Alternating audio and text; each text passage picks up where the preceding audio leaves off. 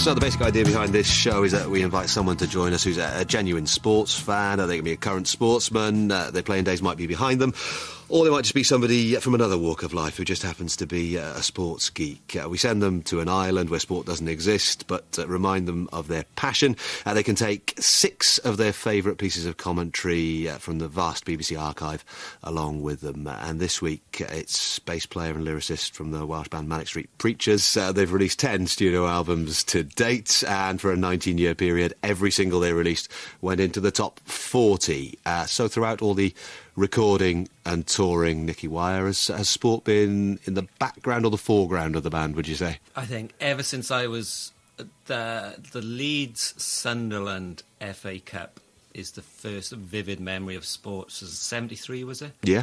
And I can remember watching that because FA Cup final was just below Christmas Day and Bonfire Night as the best day of the year. Yeah. You know, you'd close the curtains, my dad would do shandy, peanuts, crisps, meet the wives. The whole day just centred around that moment. It was just such a special day, always hot. And I remember that vividly. Then I really remember the 74 World Cup. I remember doing lots of drawings of, like, Scotland, Zaire, I think. Yeah, yeah. And I think I remember East Germany, West Germany. The Scotland Zaire was the one with the greatest free kick of all time, where the Zaire guy runs out of the wall and blasts it. Oh, yes, there is. And I did a drawing of that, which went up in my dentist's, I remember. And I really remember the final. I remember me and my brother used to play football outside, and I was always Holland. I was always the Van der Kerkhoffs and stuff like that, you know, René and Cruyff. And I always made my brother go in goals and be Sepp Maier. Have you always stuck with it? Has it always been something that's been there for you? Yeah, it has. It's always been an emotional crutch and something to fill up boredom. I remember so many summers just staying indoors, playing indoor cricket and watching watching West Indies smash England to bits, you know, on a sunny day at the Oval or something. Viv Richards, you know, making 200 in a day or something like that. And Olympics have always been a huge part, especially the Moscow Olympics in particular. From then on, I remember everything. 76 was so bad, apart from, I think, Brendan Foster winning a bronze. It was just the worst Olympics for Britain ever. And everything, really. So much boxing, so much rugby, obviously. It just really sticks in my mind. So, 6 choices. Difficult to get down to 6? Very difficult, because I realised that a lot of my favourite sporting memories just didn't have the greatest commentary. So I've tried to separate great commentary from great moments. I would have loved to have Jockey Wilson beating Bristow in the darts in 83 maybe, because he was 5-0 up and then Bristow came back to 5-4, and I love Jockey Wilson, even though he told me something told me to go away in a rude way outside St David's Hall once when I was watching the darts. Yeah. Brilliant. How old were you? I was probably 15. Wonderful. I used to go and watch the Home Internationals darts. That's cool. That's a level, I think, for everyone listening to know how much of a sports geek you are. That's picked it. Yeah, so I used to love, it really has just been such a big part of my life, sport. It's always a good distraction compared to the intensity of sometimes of being in the band. Yeah. Wherever I've been in the world. Before the digital age come in, we'd always try and watch. It was always great going to Japan, because they would always find a way that you could watch anything from anywhere, be it FA Cups or be it Six Nations. I remember Graham Henry's first game, actually, against Scotland, which all went wrong. Started off good. Yeah. And stuff like that. I remember James in Norway smashing a chair up in a bar when listening to the radio, and it was one of the wins in France under Henry, one of the bold wins. Yeah. Quinnell tries and Howley and all that. I remember him being particularly excited. But yeah, a lot of the great moments don't really have great commentary. Yeah. So what's the first choice that we're going to hear? I think the first one is summer of '84, the LA Olympics. My mum and dad had bought a caravan down in Fishguard, which is brilliant, and we went down there. But I literally didn't leave the caravan for 2 weeks. I got up because of the time difference. I love it when, sporting events are in a different continent and you get that weird getting up early or staying up late. And I loved the athletics at that point. Daley Thompson in particular was a bit of a hero because he was just so odd and such a rebel. He just didn't play any sort of games at all. Famous T-shirt at this one, with Carl Lewis. And Ron Pickering was definitely the best track and field commentator there's ever been. Stuart Story's great, but in terms of track and field, I think, obviously, We Are the Champions, the famous thing at the end, away you go! Where you go! I used to love We Are the Champions. And so Daly is up against Jürgen Hinson, I think, at the time. It's the big rivalry. And he's having a wobble. Discus, one of his weaker events, is coming up. And I think maybe second or third throw, he needs a big one. And he does what he sets it out, and Ron Pickering just goes, it's a better one, it's a better one, it's a better one! Maybe 4 it's a better ones. And then the javelin comes up, and then he goes, it's not bad, it's not bad, it's not bad! And it's just a sense of style coming. Stuck with me forever. And I checked it out on YouTube the other week, and it was those very words. So for that to have made an impression on a 15-year-old boy who was deeply into Morrissey and Ian McCulloch at the time, it just shows how strange my head was at that time. That the chips are down for the first time in this competition. His second round throw of 41-24 has whittled away some of that lead of Hinson's, but he really needs 45 metres, or he's going to have to do desperately well in the pole vault, something like 5 metres 30. It's a better one, it's a better one, it's a better one, it's a better one! Oh, the man comes good, and he's dancing in the circle. For those who gave up on me, he said. For those who gave up, oh, ye of little faith. The Iron Man comes through. When the going gets tough, the tough get going. And if he can get one in at about 65 metres, it's drifting, it's not bad, it's not bad, it's not bad, it's not bad! That is about 64 metres, and that may well have resolved the gold medal. He's still got a lot of work to do. It could be a personal best in the decathlon. That's a fine throw from Daley Thompson, and he's shown he's in tremendous form all day. Not a very long run-up, Stuart, but off that short run-up, he really is powering it in. 65-24, just short of his best. The character of Daley Thompson, how important is that to, I don't know, an affinity with a sportsman? That the fact that he had something outside of, he was fantastically brilliant at what he did. Yeah. But the fact that he had something aside from that as well, that gave him more of a public character. Yeah, I think we grew up in an era where it was so easy to have slightly skewed role models, you know. Steve Ovett as well was famously really didn't train much, you know, compared to Seb and stuff, and was very much, you know, doing the I love you thing as he ran races and stuff. And then you had footballers like, you know, Stan Bowles or whatever, who were completely off the rails, who wouldn't turn, you know, those classic number 10s, Tony Curry, Stan Bowles and all the rest of them. So there was lots of, and then you had Alex Higgins, I absolutely adored. You know, again, which I would like to have got in, but it wasn't that brilliant commentary for Alex. So there were, you know, sounds, I guess, old-fashioned, but the idea of Mavericks, where you could attach character to a lot of your favourite sports. Seve was one of my heroes, for instance. You know, and it was, at times, it'd be like watching Tin Cup, you know, famously when he blew up at the Masters, just in the water. So, yeah, I think I'm thankful musically and sport-wise that I had a lot of people like... I always compare those kind of people to John Lydon and Morrissey and the rest, you know, that a different perspective. All right, Nicky Wire's with us picking his Castaway commentaries. Right, we're in Faster Studios in Cardiff, home of the Manic Street Preachers. Nicky Wire is this week's guest on Castaway commentaries, and we come to selection number 2, Nick. So it's 1982 World Cup in Spain.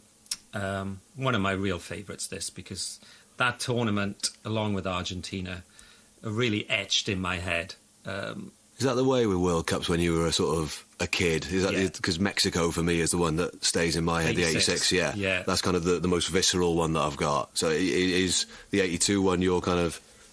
It is, yeah. I think 82, because 82 and 78 were aligned to Panini sticker books as well. And I completed both those. Did you? Yeah, and I've still got them now. And I tried to show them to the kids. Any interest at all? Well, I did a Doctor Who one for Stan, which was his equivalent, so we bonded over... over stickers. Over stickers. And a Star Wars one as well, which I did for both of them. And it was, you know, you generally used to take him into school and swap and all that, and then you could get 25 at the end, I think. Yeah. I sent off for... Some of them had a real canvassy feel to the flags.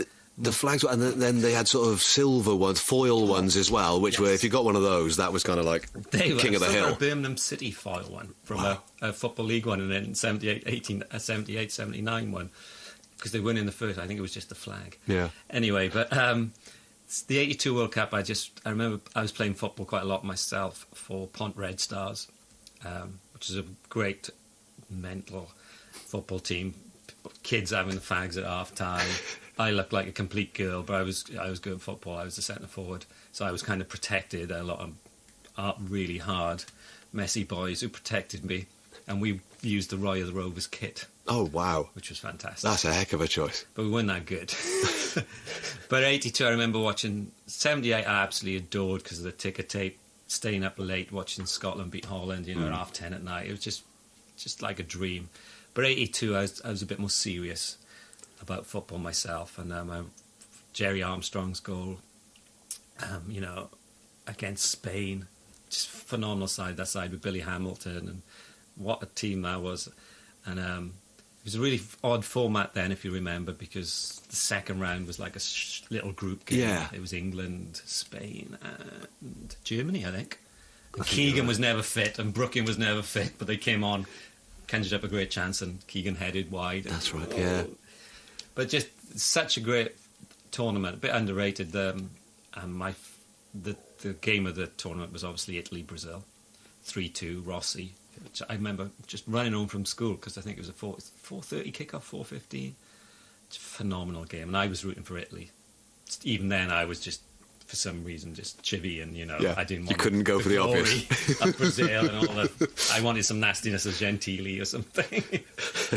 But then when they got to the final, it was obviously Germany, Italy, the final, and they're 1-0 up, and there's just a brilliant passage of play, and it's like Conti, it's Rossi, it's Pagomi, it's Sharia. They're appealing for offside. It's not given. Marco Tardelli, and the Tardelli bit just times with the strike. It's John Motson, is brilliant. I don't think he's the greatest ever, but that particular bit of commentary, the way the Marco Tardelli literally goes with the left foot shot into the corner, and no one wanted Germany to win because the game against France, the semi-final, is when Schumacher, and that French side I absolutely adored. I mean, I just obviously Platini was the leading light, and they were Dominique Rocheteau and Didier Si. They're just such a fantastic side, and it was such a tragedy they went out really in the semi-final. But then I think everyone wanted Italy to win, and Tardelli put them 2-0 out. I think they won 3-1 in the end. But that bit of commentary, spine tingling. Breitner trying to find Hrubesch, and look at Scherer here. It's 2 against 2, but Altobelli has gone. No, he hasn't gone offside. He's checked. This is Conti. It's Rossi. It's Scherer. It's Pagomi. It's Scherer. They're appealing for offside, not given. Scherer right across to Marco Tardelli. 2-0 to Italy. Tardelli the scorer. A brilliant move. The Germans torn to pieces. The defence was pulled one way and the other. Patience in attack here. They picked their buses, they picked their man. And when the ball was rolled back by Scherer, Marco Tardelli with the left foot pinged it against the stanchion, and it's 2-0. You mentioned, when you were talking about 82, the fact that you were playing football at that time. Yeah. It's one of the things when we decided to do this programme that we didn't want to do. We didn't want to do actors and people pretending that they had a sport. Everyone had trials. If you talk to anyone famous now, that they had a period where they could have been. You were Wales schoolboy captain for certain age groups. I was a district captain Fact. and school district captain, and I went to the Wales youth as well. I was the captain of the Wales youth. Fair enough. See, this is where Wikipedia gets in the way. But I'm sure I've let it go a few times because you just give up after it. But yeah, and I was just. I was obviously a massive Tottenham fan, but Arsenal were sniffing around, and I had the famous. Well, I think it was the Wales under 16s, but I was young. I think I was only 14, right. And they were picking me up off the bus stop, and I was very much a mummy's boy. I might have even been 13. And I told my mum up to go and tell him I was ill. Why? Which I kind of regret now. Really? But yeah, I was really just a nervous, very odd mixture of Morrissey and Franz Beckenbauer. So, that he is, says in all modesty. That, I was going to say, if you're going to swing for the fence, go for that. And I set my mum up, and I don't regret it, actually, because I was never going to be good enough. Were you not? No, I wasn't. I wasn't fit. I was always like... would have been all right in the 70s, because I just literally... Yeah, I sort of stood on the halfway line with my hands on my hips, pointing at people and spraying the ball around. I loved Tony Curry at this point. Absolutely adored Tony Curry. So I knew I wasn't good enough. I wasn't fit enough. And my knees weren't even that good then, actually. And, you know, daffodils coming out of your jeans like Morrissey in the changing room wasn't going down that well. I think I probably could have had a crack better at the cricketer, because I was a good bowler. I read a quote from you, I think it was good 5 or 6 years ago now, saying that if you'd have carried on playing cricket, you'd like to have become the Welsh, or a Welshie in Botham. Yeah, I think, looking back, probably a Welsh Terry Alderman would have been better. Bizarrely, I was obsessed with Terry Alderman. First of all, as Mike Proctor, I used to bowl off my wrong foot, which was really painful, the way, if anyone sees Mike Proctor, the way he used to bowl. And then Terry Alderman came Botham's Ashes. He took about 42 wickets in that series, you know. I always feel it's unfair that it's called Botham's Ashes. It's a phenomenal, you know, achievement, but there were so many other contributing factors to it. It was. Lilly was still great. He'd cut down his pace at this point, Dennis, but he was still... Rodney Marsh putting bets against his own team. I mean, how rock and roll. You look at the footage, there's barely anyone watching, you know, because of the rest day and everything. But I remember that series so vividly. My mum and dad were huge cricket fans, so we always watched the cricket together. And I started copying Terry Alderman. I went from sort of Bob Willis, Mike Proctor hybrid to trying to bowl like Alderman. I'd get really close into the stumps and bowl away swingers. And I played for Pont cricket for the men's team. And again, I was captain of the school. And I think I might have had a shot at being a decent bowler, maybe minor counties. But I was in university with Adrian Dale, who went on to play for Morgan. Yeah. I didn't know him so well. My mate Psycho, who was a left back and a great cricketer, he played with Daly for the university or whatever. Yeah. But I still love sport at this point, but I just didn't play it because I was kind of in a rock and roll band. Kind of. Choice number 3 then, Nick. I think we leap forward to the Grand Slam 2008, the Wales-France game, the decider. A lot of time people ever go at modern commentary and say it's not what it was, but I think this segment by Eddie Butler and Brian Moore sums up the kind of frenzied insanity of Welsh rugby, because you have to watch the 2 minutes before when we're kind of in our own 22, France mess up the line out, and Mark Jones just goes on this amazing run. It's like a return in NFL. Absolutely. Because it opens up to him, and he's just blasting through people. He does an amazing handoff and swerve, and he's gets to right under the post, and he's brought down. And once again, France can't capitalise on it. Go on, Mark Jones, the Welsh flyer. Can he go all the way? Hands off Mercy and Mark Jones. Brilliant run by the West Wing. Oh, fantastic run by Mark Jones. 1 metre short. And in typical Welsh fashion, there's a turnover. No one gets there. And France kick it away, and then it kind of resets a few phases. And then Nugget, Martin Williams, just picks up the ball from a ruck, and it just opens up for him. It's just such a glorious moment of relief, such noise. And, it goes, and that's the icing on the cake. And then Brian Moore just chips in with, "It's going to be messy in Cardiff tonight." But it's just the frenzy of those 3 minutes. Eddie Butler is totally caught up on it. Not in a patriotic way, just when Welsh rugby is so just unexplainable to other people. I don't think, maybe apart from All Blacks fans, it's just totally frenzied. And I think they follow the frenzy on that one, rather than being calm and detached. They just follow the frenzy. Somebody is going to put a little stroke of magic on this hard-earned victory. Is the Grand Slam going to be won with something just a little bit special? Maybe it's going to be Martin Williams. It is Martin Williams, dragged out of retirement, and here he is by Lee Byrne. Mike Phillips. Somebody is going to put a little stroke of magic on this hard-earned victory.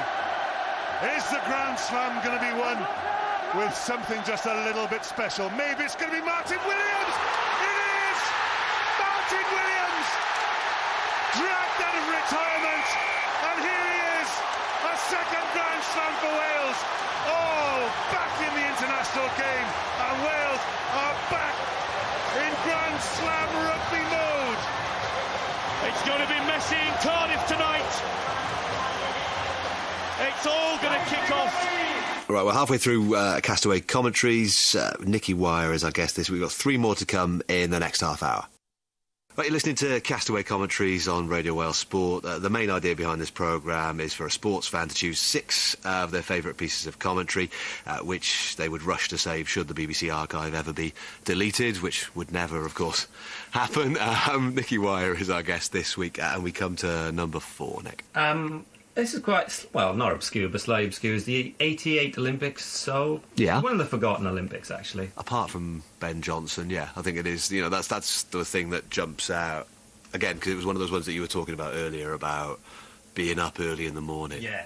And kind of, that feels different when there's an Olympics on in a different time zone. Satellite feed is always really interesting, you know, and, you know, it gives a crackle to it, that, yeah. Especially in the days where it wasn't so good. And it always seemed it was badly lit. It was one of those Olympics that was just badly lit. It wasn't that it was just bright, it was just... It was bright, and then there was shadow across parts of the track as well, and you just thought the cameras couldn't quite deal with it when they were moving between the two. And Colin I think Colin came through and got a silver out of nowhere, Colin Jackson, which I remember really being excited about. Could have got a goal, actually, and obviously he blew up in Barcelona, which was a real shame for him. But I just got absolutely hooked onto the hockey at this point, and the men's hockey team.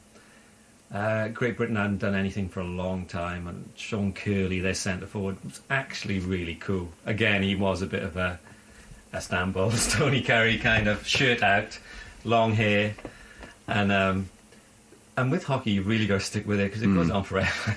It really is a long watch on TV. It's not like watching the Dutch women's team of the present day, which is much more enjoyable to watch. That was a highlight of 2012, I have to admit. But watching I remember I think it was 2 brothers Taylor. Ian Taylor was the goalie, I think. Big moustache. Yeah. All kind of policemen and, you know, semi-amateur. And I think it was the final against Germany. And Barry Davis was a great all-rounder, I have to say. I think much better at other sports than football, actually. I think he had really vast knowledge on loads of sports, from ice skating, you know, to hockey. And I think when the second goal goes in, it's something along the lines, the Germans are nowhere to be seen. And frankly, who cares? For once, you can just tell he is letting the hurt out. You know, it might be a hockey in the middle of South Korea somewhere, but I remember just screaming at the telly, and I had a poster of Sean Curley on my room. Did you? I was 90. Yeah, but okay. I remember the kit because it was sort of a red polo shirt with, was it a dark blue V? Definitely. That kind of went across it, and for maybe a couple of years, everyone knew who Sean Curley was and who Imran Shawani was. Yes. And I remember really getting into the rules with the penalty shots and everything, you know, because... A penalty corner as opposed to a long corner. Yes. But I clicked some sports I still find... American sports, really. I love NFL, but basketball, baseball, they just leave me... Really, I'd have had you really down as baseball. I don't know why. No, but the statistical sort of nature of it, in my head, you'd have gone with that as well as cricket, no? I don't really... As a rule, I don't really like sports that are confined to their own country. Yeah, okay. I think it's a bit of a cop-out, really. And, you know, for all our faults in Britain or Wales, wherever, we do try to play every single sport. It's like, well, we'll even try an NFL franchise, you know, or wherever. We do try and compete on every level, which a lot of countries don't. But the hockey thing, I really wanted to play it after watching that final, you know, and because you did a bit of it in school, but people just whacked you on. It turned into murder balls, and he's got it, and they just whack you as hard. Anyone else in my area will know murder ball very well. Whoever had the ball, you could murder. There probably could be a sport now. Bachelor of Southgate, and Shawani of Starport makes it 3, and the players are off the bench this time. 2 goals for him when she won it. Where were the Germans? But frankly, who cares?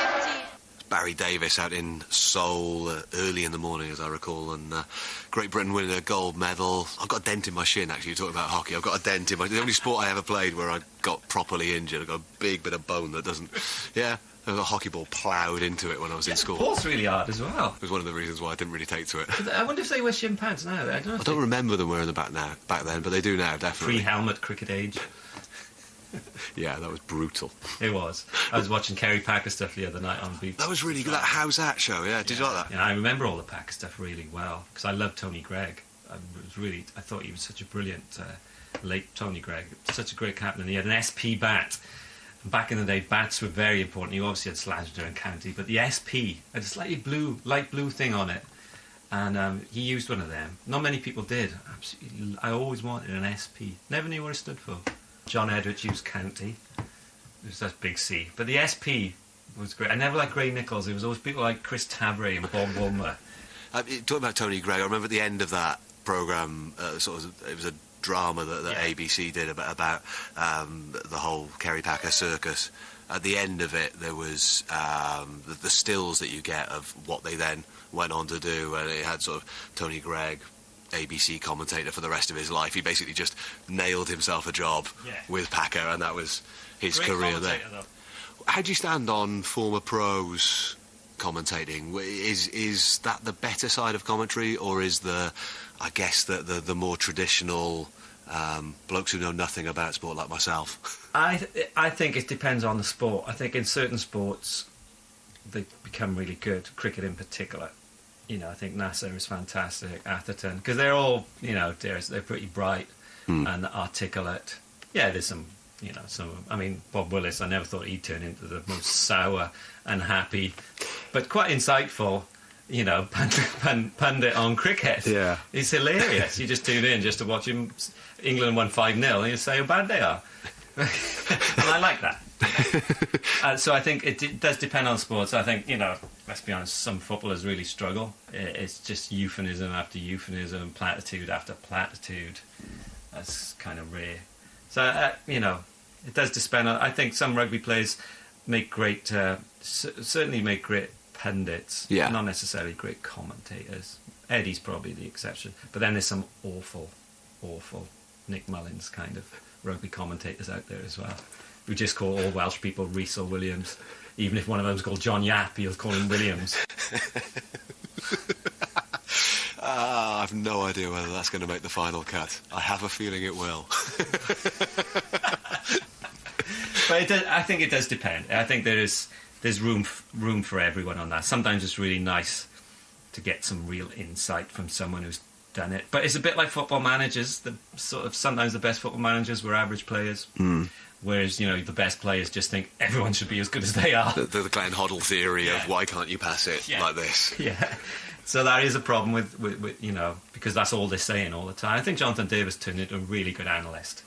He does read the game really well. Sometimes he doesn't get time to explain it. That's the unfortunate thing.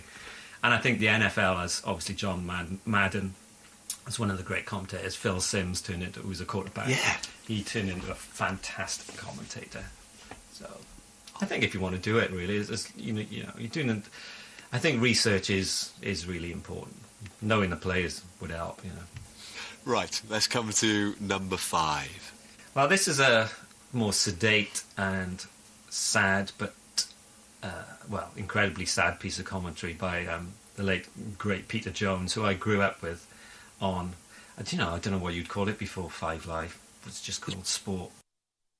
He did all the football commentary I can remember. Peter Jones was just spectacular because he always sounded like he was kind of observant, but also in a journalistic way. He could be really forensic, but without trying. It was never like contrary or nasty to prove a point. And his, I could almost call it a soliloquy. Sort of his post Hillsborough summing up is just so well measured and intensely sad, and probably the hardest thing I reckon anyone could do, really, to try and commentate on when he knows what's happening at the time. And I think Emlyn Hughes might have been with him, and Emlyn just says, I just can't take this anymore. Or Peter retells that story. And it's like on a Saturday afternoon, everyone remembers it well, but it wasn't live on telly or anything, it was just from grandstand reporting sort of stuff. And Peter Jones, as a commentator, I think slightly off the beaten track, but I think Spurs were in the semi-final of the UEFA Cup when they won it. When would that be? They won it against Ajax. 83 maybe again? I think it would. I was in Picardy on a school trip. It's the only school trip I ever went on. I never went on any school trips. I always threw a sickie and stayed home and watched Crown Court and stuff like that with my mum and used Nicteria spray and makeup. And I remember somehow me and my friend Martin Suter, who was a massive Tottenham fan, we had one of those little radios, and we heard Tottenham get through the semi-final. I think Dundee United might have been playing as well. They might have been playing Real Madrid in the European Cup or something. And Peter Jones there, and all those midweek games, I remember him so vividly. But that's the sort of post-Hillsborough summing up is one of the most just well-measured bits of sadness you could ever... he's not over-emotional because he's still being a journalist, but you can tell inside he's absolutely breaking up. And like I said, I couldn't imagine anyone doing that in a more professional yet emotional way. An ambulance has just come into the stadium and is making its way through a vast crowd of people away to the left. There would seem to be, from where I'm sitting here, dozens of people now lying on the ground and being attended to by police and St John's ambulance. I saw 2 oxygen cylinders being carried down the touchline just below us minutes ago, and certainly there are 2 young men away to my left who look in a somewhat serious condition. It's difficult from where we are. I'll tell you there's an irony here, John, because sitting behind me, I didn't realise until seconds ago, somebody tapped me on the shoulder, and it was Emlyn Hughes. And Emlyn Hughes was there that awful night at the Heysel Stadium. And Emlyn and I had to talk about the terrible night there at Heysel. I'm not suggesting for 1 second it's anything like as bad as that. We hope. But certainly the scene at the moment looks very, very serious. You may be able to hear the siren of the ambulance away to the left. But the trouble is the ambulance can't get through the crowd. And the ambulance is really inching forward, trying very, very hard to get through. But again, as I'm watching, there are police climbing up on the fence, pleading with people not to come forward. Some of the people at the back, understandably, through sheer fear, are trying to climb their way up into the upper tier once more. And the ambulance is still trying to get through. It's behind the goal mouth to our left. We hope to be describing a classic for you. It's far from it at the moment. It looks very serious. The crowd scenes are still very, very ugly indeed.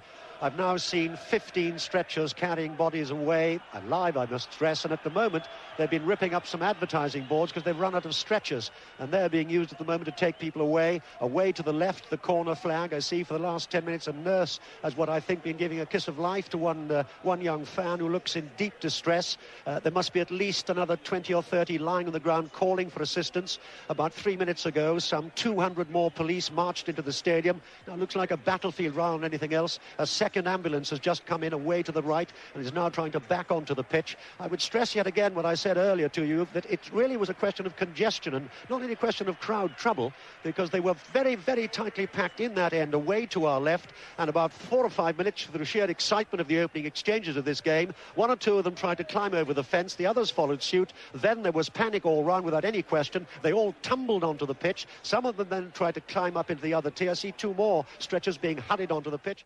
At the moment, there are unconfirmed reports, and I stress unconfirmed reports, of 5 dead and many seriously injured here at Hillsborough. Just to remind you of what happened, after 5 minutes, one end of the ground to our left, where the Liverpool supporters were packed very tightly, and the report is that one of the gates in the iron fence burst open. Supporters poured onto the pitch, police intervened, and quite correctly the referee took the police advice and took both teams off. Since then we've had scenes of improvised stretchers with the advertising hoards being torn up all around the ground. Spectators have helped in. We've got medical teams, oxygen cylinders, a team of fire brigade officers as well to break down the fence at one end to make it easier for the ambulances to get through. We have bodies lying everywhere on the pitch. We're still waiting for confirmation, and clearly it will come shortly, that this game will be abandoned London this afternoon at Hillsborough. I've also heard reports that both Brian Clough and Kenny Dalglish, the respective managers, want to in fact talk to the crowd. Kenny Dalglish, I'll tell you, looking very, very distressed indeed. Well, I think the biggest irony is that the sun is shining now and Hillsborough's quiet, and over there to the left, the green Yorkshire Hills. And who would have known that 74 people would die here in the stadium this afternoon? I don't necessarily want to reflect on Heysel, but I was there that night broadcasting with Emlyn Hughes, and he was sitting behind me this afternoon. And after half an hour of watching stretchers going out and oxygen cylinders being brought in and ambulance sirens screaming, he touched me on the shoulder and he said, "I can't take any more." And Emlyn Hughes left. And two other items I've just think of, sitting here now in the sunshine. Two items. One, that still reminds me of Heysel. The gymnasium here at Hillsborough is being used as a mortuary for the dead. And at this moment, stewards, just as they did at the Heysel Stadium, have got cartons and little paper bags, and they're gathering up the personal belongings of the spectators, some of whom died, some of whom are now seriously injured in nearby hospitals. And there are red and white scarves of Liverpool, and red and white bobble hats of Liverpool, and red and white rosettes of Liverpool, and nothing else out there on the enclosure where all the deaths occurred. And the sun shines now. That's the great Peter Jones with his just evocative thoughts from sitting in the press box in Hillsborough looking at that unfold in front of him. You guys have done quite a lot with Hillsborough, Justice for Hillsborough kind of campaign over the years as well. You know, one of the best things that we ever did out of all the years being in a band was the concert at Anfield. God, when would that be now? 98 maybe, 99, 97, 98 actually, which was phenomenal. And back then it was still, it's hard to explain, but you know, the cynicism towards I was going to say, it still wasn't this all-pervading feeling that something unjust had happened. No. It was still very much, not quite the Sun's take on it at the time, but not far off in the general public's view. No, it was still, you know, to put your neck on the block, and I've been really inspired by Jimmy McGovern's sort of the Hillsborough themed cracker, which was just an amazing piece of drama. And the drama, Hillsborough was dramatised then later on, which was phenomenal as well. And everyone who sort of took an interest knew that something was wrong, you know, and from the people who it affected so badly. But just if you loved sport and you could see the terrible human tragedy, you know, you just knew that something was wrong. And I'm just really glad that we played a tiny little part in bringing an awareness about it all, really. Because, you know, certain things you're proud of on a successful for you, you know, as a band, but that was more philanthropic, I guess. Okay, Nicky Wire is with us. We're listening to his Castaway commentaries. Right, Nicky Wire is with us. He's a guest on Castaway Commentaries, picking his 6 favourites for us. We've come to the final choice for you, Nick. Yeah, and I wasn't going to pick this because I think a lot of people would. That's very much you. You know, it's too obvious. But I actually went back and watched it and listened to it, and it is so perfect. The measured economy of Cliff Morgan commentator. It's 1973. It's the Barbarians against New Zealand. You forget how quick it is in the game. You know, I think was it 2 minutes maybe into the game, and there's been to and fro in electric atmosphere. And it all starts off with, you know, those side steps from Phil Bennett. I think he's brilliant. And then he moves on. He just names the players, you know, Tom David, John Pullen, Quinnell, Gareth Edwards. And just that, as that try goes over, he's overpowered. I think the mic must have been in the wrong place because the crowd just, you know, it really distorts everything. And what a score! Dramatic start. It's just, the economy of it is just, there's no fluff involved. I think a lot of commentators today would have still been talking about the sidestep by the time he scored the try. And that's the genius of it. He just follows those 20 seconds or whatever. I remember hearing Harry Carpenter talking about commentary and saying that TV commentary, everyone's afraid of the silence. Everyone's afraid to just sit there and let it. And he said himself that when he started out, he felt he was getting paid for doing nothing. Yeah. Because he'd just occasionally say the names of people and what people could already see that was then trying to find some way of doing it. But that's that is a perfect example of that. It is. It's a bit. I mean, you can relate it to music because now everyone is afraid of silence in music as well. I know as a band, you just feel like you have to fill everything up with more and more, more and more volume. Just more and more choruses, more and more digital hiss, as Steve Albini would call it. And that commentary, I mean, it is one of the greatest tries, if not the greatest try of all time. And to match it with a commentary, like I said earlier, that's really rare, because usually the two just don't go together. And for once, that's probably why it deserves to be the best, because it's the best commentary about one of the best tries, whereas some of the others, don't fit into that bracket. It's more train spottery stuff. I mean, I could have had a whole program dedicated to Sid Waddell. Obviously, he was one of my, one of the greatest commentators ever, especially at the start when it was all off the cuff. His stuff on Jockey was just phenomenal. Edward Bevan, 97, when Glamorgan won the county championship. That's a brilliant one. I'm pretty sure he says it feels like the whole of Wales are invading the pitch or something like that. And it was just such a great moment then. Steve Redgrave winning, I think it's his 5th gold in Sydney. I was watching it in the Swiss Cottage Marriott in London. We were mixing Know Your Enemy in Abbey Road, I think. Wow. Well, we were doing something in Abbey Road. Yeah. And it was brilliant. Sydney, again, I think it was 2 in the morning or maybe 4 in the morning, I can't remember. And that is a brilliant commentary when... I think it's Gary Herbert says, wherever you are, all around the world, stand up for Great Britain, for Steve Redgrave. And I did stand up. And, the goosebumps, I loved Sydney Olympics. I could have also picked, Kathy Freeman winning. That was just a phenomenal evening. Even obviously Kathy was Australian and Aboriginal. That night was just, it was glorious. Absolutely. Yeah, I just remember watching her run around the track and thinking, she is so slight, so beautiful in the way she runs. There was just it felt like there was nothing, like a shadow running. It was amazing. Beautiful. Okay, this is Nicky Wire's final choice then on Castaway Commentaries. It's the great Cliff Morgan. This is great stuff. Phil Bennett covering. Chased by Alistair Scone. Brilliant. Oh, that's brilliant. John Williams, Brian Williams, pulling. John Dawes. Great dummy. Tom David, the halfway line.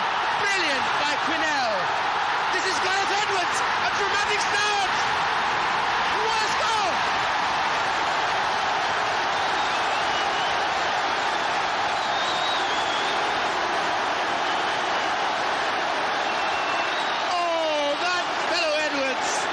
Right, well, thank you for those choices, Nick. Pretty eclectic.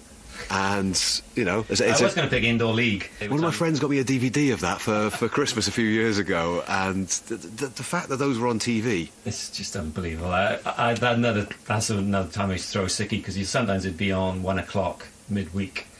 And one of the greatest sign-off lines ever, Fred, Alcide. People just smoking and drinking non-stop in the afternoon. Yeah. Playing sport. Playing Skittles. That's a wonderful thing. Your sporting love, has it been diminished by the fact that the majority of what you watch now, Spurs perhaps to one side, is successful? They're almost there. There is a feeling of that sometimes. I do know what you mean, that like watching Atlanta, the Olympics in Atlanta, when Redgrave was the only gold medal. Yeah, it was, Redgrave and Pinsent, the only gold there. And then you get last year where... It was almost too much to keep up with. Yeah. There were gold medals that I couldn't remember now. If you told me to rattle them off, I wouldn't be able to get every one of them. Yeah, and I think Sydney was the start of that, really. It built in Athens. Then Beijing, which I loved. I thought Beijing was a fantastic Olympics. People seem to give it a hard time because it was by a communist regime, but I thought it was up there with Moscow for me as an amazing spectacle.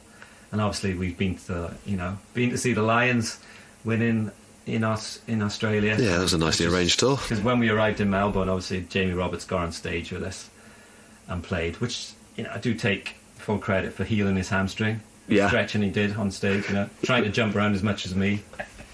And that was brilliant, you know. By the time we got around, we came off stage and Shane Williams was already in the dressing room drinking a beer before we were. Yeah, Shane, it was great. And then to see that final test, see Warren Gatland vindicated.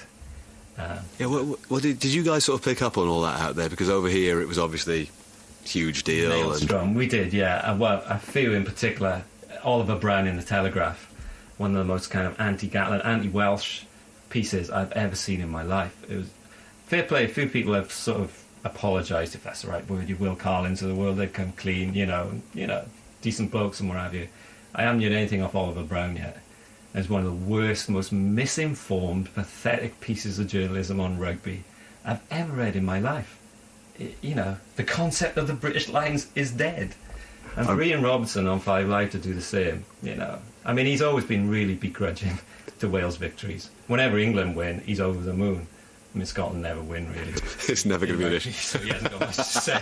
But he's like, you know, he's Johnny Wilkinson's greatest press agent. But it was so ridiculous. They didn't seem to know.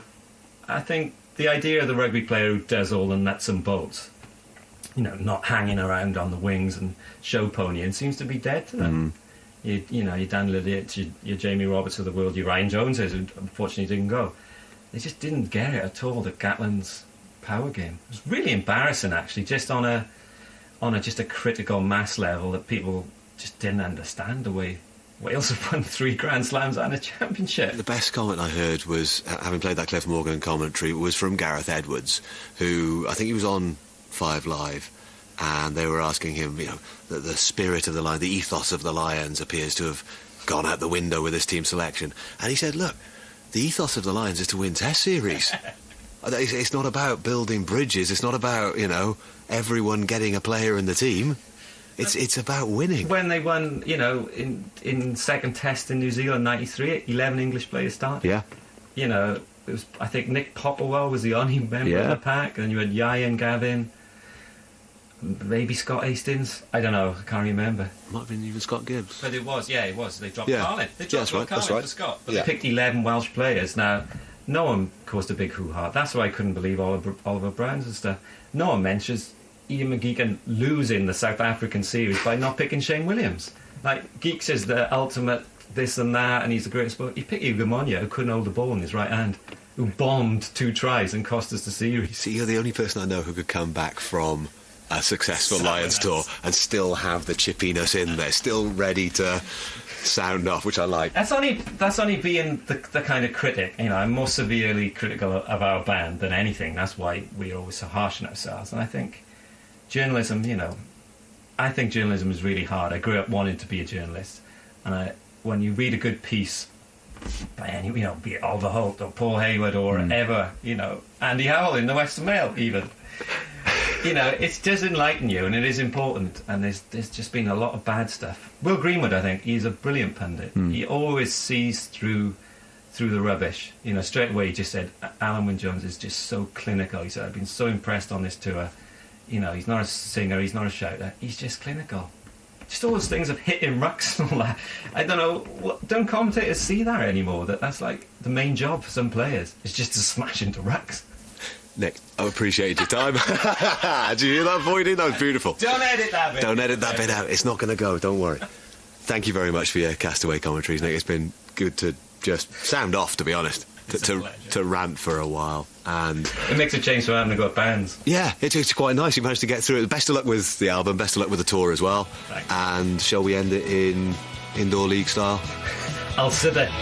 Brilliant.